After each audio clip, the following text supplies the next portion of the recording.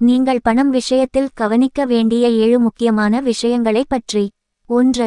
பணப்பை வரவு செலவு திட்டம் பட்ஜெட்டிங். விளக்கம்: உங்கள் பணம் எங்கே செல்கிறது என்பதை புரிந்துகொள்வதே வரவு செலவு திட்டம். ஒரு மாதத்தில் உங்களுக்கு எவ்வளவு வருமானம் வருகிறது மற்றும் எந்தெந்த செலவுகளுக்காக பணம் வெளியேறுகிறது என்பதை கண்காணிக்க ஒரு திட்டத்தை உருவாக்க வேண்டும். முக்கியத்துவம்: வரவு செலவு திட்டம் பட்ஜெட் இருந்தால் தேவையற்ற செலவுகளை தவிர்த்து உங்கள் பணத்தை உங்கள் இலக்குகளுக்கு ஏற்ப சரியாக பயன்படுத்த முடியும். இதுவே அனைத்து நிதி முடிவுகளுக்கும் அடிப்படை. 2. பன்றிமுகம் சேமிப்பு சேவிங்.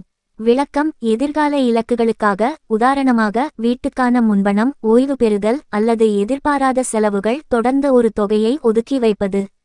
முக்கியத்துவம்: எதிர்காலத்தில் நீங்கள் அடைய விரும்பும் பெரிய இலக்குகளுக்கு சேமிப்பு அவசியம். இது உங்கள் நிதி பாதுகாப்பின் முதல் படியாகும்.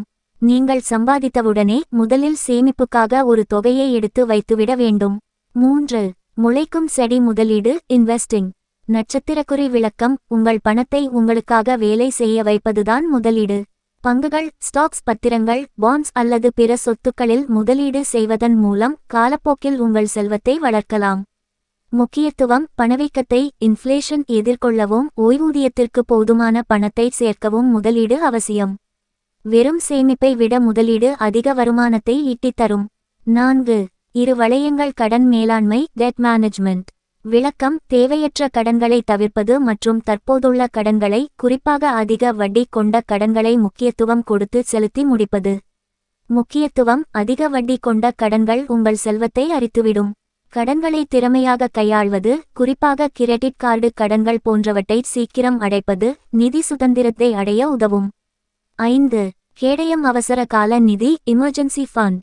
விளக்கம்: எதிர்பாராத நிகழ்வுகளுக்கு, வேலை இழப்பு, மருத்துவச் செலவு, ஒரு பாதுகாப்பு வலையாக 3 முதல் 6 மாதங்கள் வரையிலான வாழ்க்கைச் செலவுகளை எளிதில் அணுகக்கூடிய ஒரு சேமிப்பு கணக்கில் வைத்திருப்பது.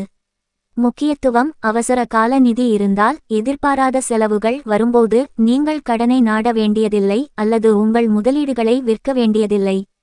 இது மன அமைதியை தரும். 6. மூளை நிதி கல்வி ஃபைனான்ஷியல் எஜுகேஷன். விளக்கம்: தனிப்பட்ட நிதி, பொருளாதாரம் மற்றும் முதலீட்டு உத்திகள் பற்றி தொடர்ந்து கற்றுக்கொள்வது, இதன் மூலம் தகவலறிந்த முடிவுகளை எடுக்க முடியும். முக்கியத்துவம்: நிதி அறிவே மிகப்பெரிய சக்தி. நீங்கள் எவ்வளவு அதிகமாக கற்றுக்கொள்கிறீர்களோ அவ்வளவு சிறப்பாக உங்கள் பணத்தை கையாள முடியும் மற்றும் மோசமான நிதி ஆலோசனைகளில் இருந்து உங்களை பாதுகாத்துக் கொள்ள முடியும். 7. தோட்டத்துடன் வீடு எதிர்கால திட்டம் ஃபியூச்சர் பிளானிங்.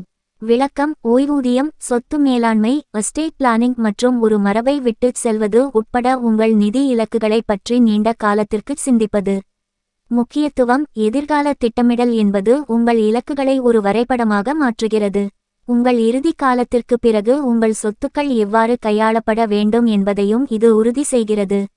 இந்த 7 விஷயங்களையும் நீங்கள் தொடர்ந்து கவனத்துடனும் கட்டுப்பாட்டுடனும் கையாண்டால் உங்கள் நிதி நிலைமை நிச்சயமாக மேம்படும்.